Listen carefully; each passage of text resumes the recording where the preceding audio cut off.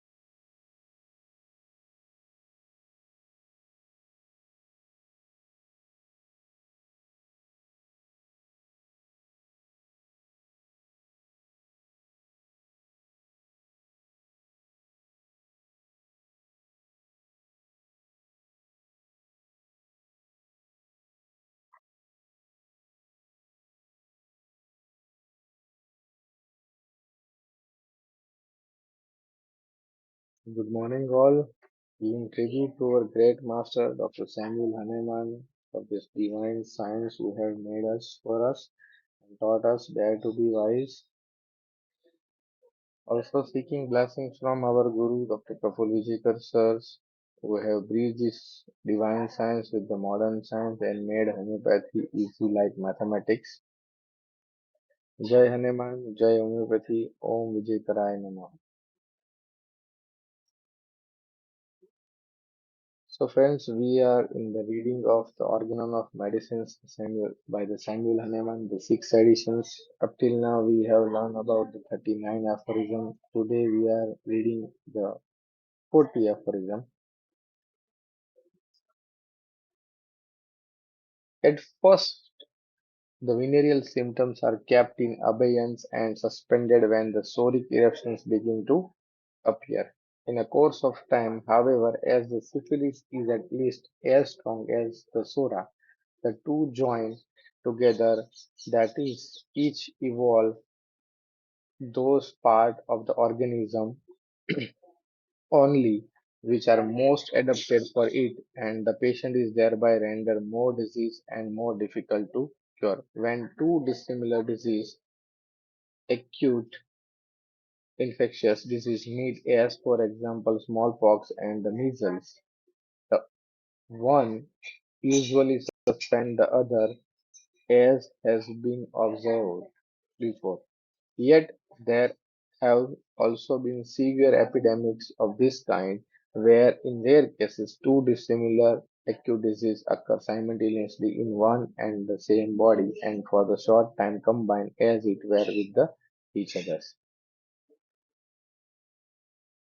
During an epidemic in which the smallpox and measles are prevalent at the same time, among the 300 cases in which this disease avoided or suspended one another, and the measles attacked patients 20 days after the smallpox broke out, the smallpox, however, from the 17 to 18 days after the appearance of the measles, so that the first disease had previously completed its regular course. There was yet one single case in which P. Russell's study met both this dissimilar disease in one patient at the same time. Rainey witnessed the simultaneous occurrence of the smallpox and measles in two girls. Morris, in his whole practice, only observed two such cases. Similar cases are to be found in at Miller's works and in the writings of the few others. These are the examples of the many things that Janker shows the cowpox run its regular course along with the measles, along with the purpura. So when two similar diseases meet together in one person, the cowpox went on its course undisturbed during the mercurial treatment for the syphilis, as shown by Jenner. So, from the careful experiments and the cure of the complex disease of this kind, I am now firmly convinced that no real amalgamations of the two take place, but that in such cases the one exists in the organism beside the other only, each in the part that is adapted for it, and their cure will be completely effected by the judicious alterations of the best mercurial preparations with the remedy specific for the sora, each given in the most suitable dose and form. So this is what the master Aleman is telling about when there is a two disease mixed together like the sora and syphilis. So this is what you have to apply your into practice. So alterations of the mercurial preparations with the specific for the sora. So there is an antisyphilitic and anti-soric. Now we are reading the book End of My Assumptions of the Miasms by Dr. Prafull Vijayakar. So up till now we have covered the four chapters. This is what the fifth chapters we are reading from today onwards. When we are entering into the material body, the self-defense. To understand this, the defense comes from the French word defenders, the D plus fender. D means away from, fender means to strike. In short, it verbally means to strike away from. The dictionary meaning of to defend means the guard from, protect from harm or a danger. The defend is the act or the power of defending or guarding. A living being in an organism, right from the single cell amoeba to the multicellular animals and the human, have been constantly engrossed for the years defending itself against the hostile environment. Life on this earth wants to go on. Every living organism has a basic love for the life. It tries to overcome the difficulties that comes its way and try to extend its period of existence in this material world. It uses all the powers that it has been endowed with to prolong its existence. The living organism may use its pseudopodia or a limb or a tail or a hand or a feet or the cilia or even the chemical and biochemical activities in the body depending upon what is available for the defense. As a rule, anything in this world never has a single phase or a single dimensional existence. If there is a day, there has to be a night.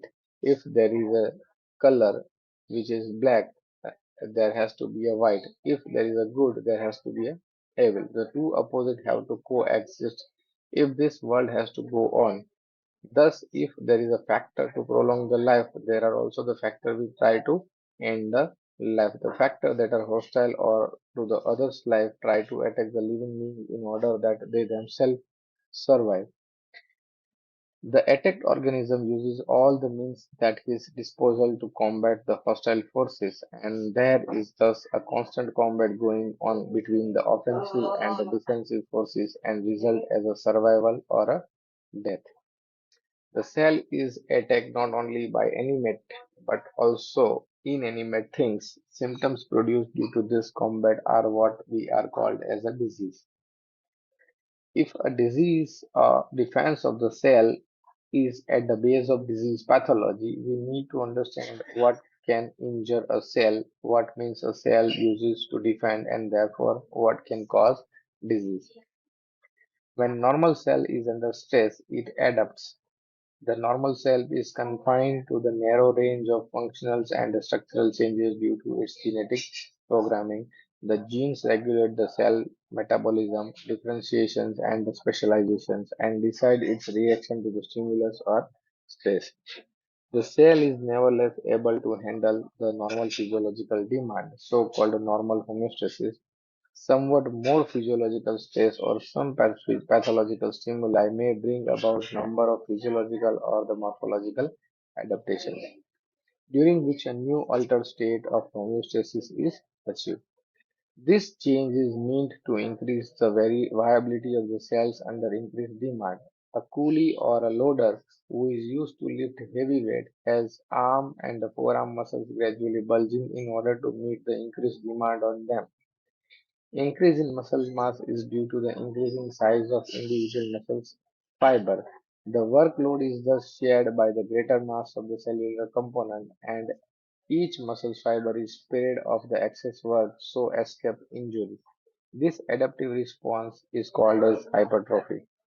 Conversely, atrophy is also an adaptive response where there is a decrease in the size and the functions of the cells. If the adaptation crosses a limit, the cell undergo cell injury. When limit of adaptive response to the stimulus are exceeded, cell injury occurs. So adaptation made by the cell and the tissue can be healthy or unhealthy. When the cell or a tissue adapt and homeostasis or equilibrium is reached with the changed state, it is still a healthy state. The overgrown muscles of the athletes and the bodybuilders are cellular adaptation but not disease. A child born with a septal defect in the heart may develop a load on the left ventricle and may undergo left ventricular hypertrophy, which may allow him to survive and reach normal homeostasis as age goes by. The child grew up with the normal strength, stamina, functions, and live a normal life even when he grows older. This is the perfectly compensated adaptations, which is not necessarily termed disease and therefore needed no correction. In fact, any corrections in the pathology may precipitate disequilibrium and decompensations which could prove fatal. If, in a case of the constant stimulus, the adaptations are not sufficient to re-establish the homeostasis, cell injury occurs. The cell injury can be reversible or irreversible. So, what can injure a cell? The physical agent, mechanical trauma, extreme temperature, burns, deep cold, sudden atmospheric changes, electrical shocks, radiations, magnetisms, cosmic radiations, etc. Oxygen deprivations, hypoxia is decreased level of the cell. Ischemia, the decreased blood supply to the cell causing decrease of nutrition to the cells. The chemical agents and the drug, the glucose or a salt in hypertonic concentrations, oxygen in the high concentrations, poisons, for example, cyanide, arsenic, mercury, salt, air pollutant, insecticides, herbicides, carbon monoxide, asbestos, social stimuli, for example, alcohols, narcotics, etc., ever increasing therapeutic drugs, infectious disease agents like bacteria, fungi, parasites, viruses, etc., immunologic reactions, self-antigens, and genetic rearrangement, nutritional imbalance, benumbing agents, any foreign protein. Organon aphorism number 73 extract. As regard to the acute disease, they are either of such kind attack the human being individually, the exciting cause being injury symptoms to which they were particularly expressed are the excess in the food or insufficient supply of it, the nutritional imbalance, severe physical impressions, chills, overheating, dissipations, strains, etc., or physical irritation or physical agent, mental emotions, and the like are the exciting cause of such acute febrile affection. In reality, however, they are generally only transient explosions of the latent sora, which spontaneously returns to its dormant state if the acute disease were not of too violent a character and were soon quelled. Very interestingly, Hahnemann has put down the cause of the disease as the injurious influence on the organism about 200 years back in the above paragraph, and the factors quoted are almost identical except that he has given importance to the mental emotions. We have a chapter 6, the self-defense is at work. When any of the above factors threaten to injure or injure a cell, the cell start defending with the what whatever resources of a defense it possesses. The primary mode of the defense, as we already saw, is adaptability. In adaptability, the cell or the tissue tries to strengthen or increase the normal tissue or a cell mass to give rise to the hypertrophy as a response to the increased stress. Vice versa, it shades off the mass to give rise to the atrophy if the part is less used. Such normal adaptation responses is observed only in the natural stress-oriented or exercise-oriented factor in which the muscles or a tissue try to re-establish a homeostatic equilibrium in changed circumstances by bringing about changes in themselves. No aggressive options is available here to remove the stress stimuli. When the stimulus is more irritating, more destructive, more injurious, and like bacterial, fungal, viral infections or the constant trauma, physical or chemical, the cell takes the defense stand, and the defense which follow are as follow. So self-defense mechanisms. Every cell of the living organism faces a damage or a cell injury from the pathogens, toxins, chemical, radiation, thermal factor, etc.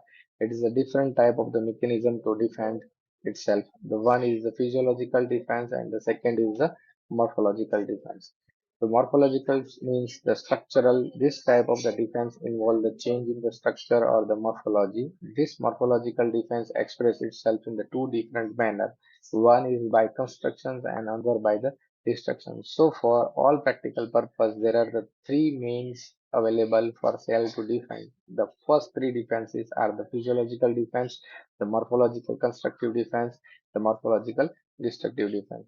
The first defense, the physiological, the physis means nature. The physiological means the physiology or the promoting normal or healthy functioning. It means a defense by a cell or organism brought about by promoting the natural or the normal healthy functioning in the cell or a tissue. Say a cell is attacked by the bacteria or a fungus. The first step the cell may take is to promote the productions of the certain already present antibacterial agent secreted by it on the cell wall like lysozyme in the mucous membrane or some unsaturated fatty acids on the skin epithelium. It may induce the cell to produce a free fluid in the large quantities so that the bacteria or a fungus can be washed off. This commonly observed in the cases of the upper respiratory tract invasions by any organism, where first defense is the productions of the fluent coryza. If this fails, the primary immune response of the inflammation is used to get rid of the invasive stimuli. It is preceded by the increased sensitivity and the irritation. When the bacteria or the harmful agent does invade the cell, there are changes which are brought about in the interior and the exterior of the cells which are purely chemical like increasing or decreasing the pH of the cytoplasm or as mentioned earlier excess productions of the antibacterials. The sole aim is to make the bacteria die its own death by changing temporarily the biochemistry within the cell or neighboring tissue. This is the first defense and this is called the physiological defense. So inflammation is the physiological defense response giving rise to tonsillitis, bronchitis, gastritis, gastroenteritis, appendicitis, arthritis, pneumonitis, hepatitis, meningitis or encephalitis are the name of the disease every physician is acquainted with. A knowledgeable physician is aware of the fact that all these with the suffix itis indicate inflammations of the said part. So book on the pathology categorically state that the inflammation is a protective response. The ultimate goal is to get rid of the organism to both the initial cause of cell injury like a microbe toxin etc. and consequence of such injury, for example necrotic cells and tissue. So inflammatory response is closely intermingled with the process of repair. If the inflammation serves to destroy, dilute, or the wall of injurious agent, and in turn set a series of events which heal and reconstitute the damaged tissues. Without inflammations, infections would go unchecked, wound would never heal, and injured organ and tissue might remain permanently ulcerated and damaged. If a tissue shows a defensive response, it means every cell should shows such defensive response. Every cell wants to survive and is therefore bound to have a somewhat similar response. Ultimately, it is a tendency to the inflammations or recurrent infections which are harmful and should be taken care of rather than the inflammation itself. We observe that in a family with the many children, one child may be suffering from the recurrent bronchitis or a recurrent tonsillitis more often than the other children living in the same environment and consuming the same food and drink. The virus or a bacteria which causes these infections and inflammations spare the other children and frequently attack the tissues of this child. The whole world is full of parasites which thrives on the toxins produced in tissue which serves as a nutrition for them. Thus, the mite which causes scabies will never attack and manifest itself as a skin lesion until and unless the skin cells of the person have disturbed equilibrium and harbor the sufficient toxins to feed up them. It is needless to say that the microbes like bacteria, virus, fungi, or toxins are not necessarily the cause of pathological inflammations, but some changes prior to it in the tissue which act as an invitation to the pathogens and result in an easy inflammation. The first defense of the inflammations is often associated with the irritation, sensitivity, redness, swelling, and sometimes anesthesia. Scalar, the heat of the affected part, the rubor, the red angry look in the case of exhibited dermatitis or the infective boils. The disappearance or reductions of the anger at the site of his red angry look of the site is a sufficient indication that the right simillimum is at work and one dose had sets about the right curative process. Hence, no more repetitions is required and the resolution is now only a matter of time. Dollar. Pain in the part, whether in the boil or in the inflamed joint, is a symptom which is a friend of an individual. The pain in an inflamed part protects the inflamed part from the further destruction by sending impulses of the pain to the brain of the individual to draw his attention to the affected part. The existence of the pain causes the individual to restrict the movement of the part and guard the injured part. The removal or a separation of the pain without the inflammatory process subsiding will not doubt lead to further damage to the part. As the guard itself is made important, it is something like keeping a dog to guard your house from robbers. But when he starts barking and disturbing your sleep on seeing the robbers, you tie up his mouth so that he does not bark. The progressive degenerations or destructions of the joint, cartilage, and bone in a various arthritis is essentially an effect of the maluse or indiscriminate use of the painkiller, whether they are allopathic, ayurvedic, or homeopathic. Tumor, the edema or a swelling, the absorption of the edema or the swelling somewhat of a simultaneous affair along with the reduction in the vascularizations and pain stiffness regarding against a protective mechanism should go away only after inflammation and pain have subsided.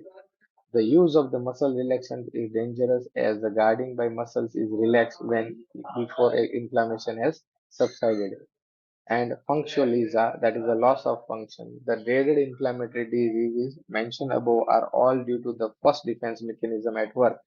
If most of the dreaded inflammatory disease mentions are due to the first defense mechanism at work, then there is a possibility that the most of the other diseases which do not fall into this category are also due to the self-defense mechanism at work. The second defense, constructive defense, morphological.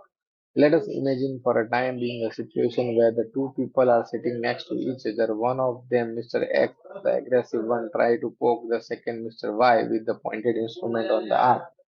Mr. Y, basically a peaceful, non-aggressive person and cannot fight and does not want to fight and therefore tries to avoid the poke, which is irritating by bringing about mere changes in the body position. The structure remaining the same. This defense from the poke or irritation is brought about with the existing physiology or the anatomy. This is equivalent to the physiological defense. When this type of adjustment with the existing structure is not enough and the irritation still continues, Mr. Y starts thinking of other alternatives. He has to get rid of these constant irritations, however minor the irritations. When it continues for the prolonged period, it can be destructive and dangerous to life. It can, in the long run, make Mr. Y feel brittle. He wants to survive, so he invents a novel method to defend himself from this. He places a fat pillow or a construct a wall or a barricade, which he thinks will protect him from the harmful effect of the poking irritation. Somewhat on the same line, the cell, which also has a mind governed by the genetic apparatus, try to defend itself. After the first defense, which result in the swelling or inflammation of the tissue, has failed to get rid of the toxins or the pathogen, it decided to go on for the second line of the defense. There is a shift in the gear of the defense. After the limit of the reversible physiological changes is crossed, certain changes take place in the genes, which induce irreversible changes in the morphology or the structure of the cell. At the level of the cell and its part in accumulations start taking place. The accumulations can occur in the cell wall or the cytoplasm. Cell walls start thickening by excess accumulations of the lipid, protein, or glycogen, etc. Thus, the wall of China is developed to protect the cell from the irritation. This thickening occurs due to excess reductions of everything within the cell or the system. The pathology which can arise out of such defense includes growth or a thickening pathology like a polyps, wart, cyst, tumor, atherosclerotic speck, dispositions of the pigment and the minerals. The third defense, the destructive defense, the morphological, the continuing the story of Mr. X and Mr. Y, when the Mr. Y find it difficult to counter the hostile effect of the stimuli by either physiological changes, the constructive or the constructive changes, he might decide to cut off the arm or the part which is being poked or under attack. He decided this defense to save the whole body from the effect of the attack on the local part. When the first defense of the inflammation is not sufficient to take care of the invading hostile stimulus, the cell may undergo changes at the genetic level. It shifts its gear of a defense to defend or to save the whole organism by destroying a part of it. This defense can also be restored to when the second morphological constructive defense fails. The pathological conditions that arises out of such defense include all destructive pathologies like a gene gangrenes, necrosis, ulcers, etc. Now, understanding chapter 7, the material body defines vis-a-vis miasm. So, according to modern science, the inflammatory and the irritative pathology seems to be emanated from the physiological defense. The growth pathology seems to be emanate from constructive defense, and the destructive pathology seems to emanate from the destructive defense. Hahnemann in the organon aphorism number 7980 mentions that in aphorism 80 he talked about the chronic miasm of the sora, which announced itself by peculiar cutaneous eruptions which intolerable itching, and which is fundamental cause and a producer of the numerous or innumerable form of disease. Sorry. The transient explosions of the latent sora gives rise to the acute disease as a reaction to the injurious influence which end in a recovery or a death. Means acute inflammatory disease like a pneumonia, bronchitis, appendicitis. Psychosis, the condylomatous disease, the disease of the growth, the syphilis, the venereal disease with the chancre disease of the destruction. From the above similarity, one can safely presume and conclude that the Hahnemann's miasm of Sora, psychosis, and syphilis have its roots in the defensive response of the cell to the injurious influence. So, Sora is equal to physiological defense response, psychosis is equal to constructive defense response, and syphilis is equal to destructive defense response.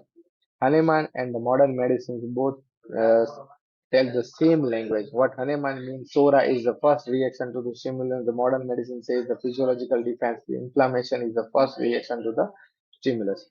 Hahnemann said that the Sora is the only real fundamental cause. All the disease of psychosis and syphilis are based on Sora, and Sora is mother of all miasm. Whereas modern science says that the physiological defense is the first response to the cell injury. All other defenses, constructive or destructive, are the secondary to the primary physiological defense. Irritations or inflammation is the beginning of the whole disease. Hahnemann says the psora is not to be equated to the itch or any skin lesions. The psora is that condition which prevails in the cells and the tissue of the whole organism before it expresses itself in the form of itch, vesicles, intolerable itching, etc. In aphorism number 80, psora announced as a peculiar cutaneous eruptions after the completion of the internal infections of the whole organism. Psora is a specific internal dysplasia due to inhibitions of the nutrition and oxygenation. Whereas the modern science says that the primary response to the cell injury is determined by the hypoxia and ischemia, means lack of oxygenations and lack of nutrition to the cell and the tissue. The first point of attack of hypoxia is the cell aerobic respirations, that is oxidative phosphorylation by the mitochondria, resulting in decreased generations of the ATP. This reduced ATP has widespread effect on the many system within the cell. Sodium potassium pump is affected, leading to the lethargy in the individual and the failure to active transport a system due to reduced ATP concentrations, resulting in isoosmotic gain of the water to give rise to the cell swelling. Cellular energy metabolism is also altered, disrupt in the protein synthesis, etc. This lead to the reduced cell tissue resistance and infection and can easily take place. Whereas Hahnemann says in acute disease, burst of the latent sora can end in recovery if not death. Same way, modern science that the acute inflammatory primary response can be reversible. This is reversible cell injury. If violent, it may end into death. So summary to this is the sura is equivalent to the physiological defensive response, psychosis is equivalent to the constructive defense response, syphilis is equivalent to the destructive defense response. We are still in the material side of the sora, psychosis and syphilis.